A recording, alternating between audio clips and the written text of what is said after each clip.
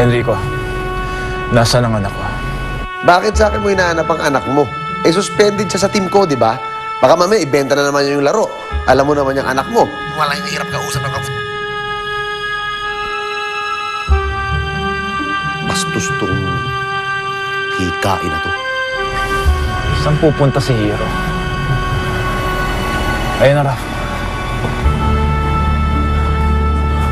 Teka na, sundan natin.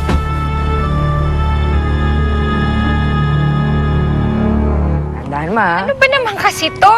Wala akong makita, nakakatakot. Nasaan na ba ako? Kung bubuksan, lapit na. Talaga, oh. Ayan, ayan na.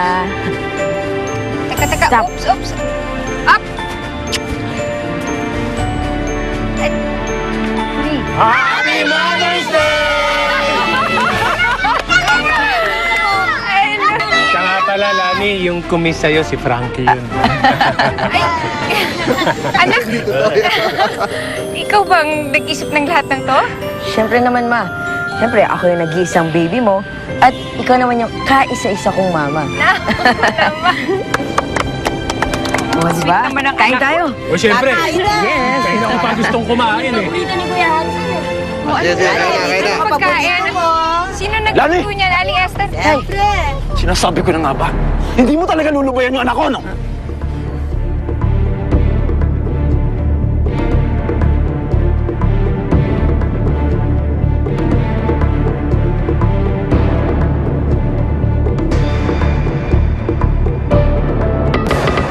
Ay, sorry po talaga. Hindi na po ako babalik sa Football Elite. Kala ko pa naman, dream team na tayo. Masyado kang concerned din sa batang. Sa kanya ko naramdaman yung pagiging ama ko eh. Parang anak ang turing ko sa kanya. Hayaan mo na si Hero makapaglaro sa Football Elites. Ibigay mo lang yung gusto ni Hero.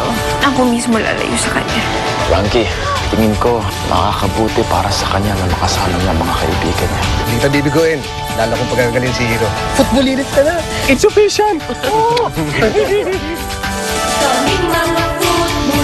Nasaksihan mo ang exciting at kaabang-abang na eksena sa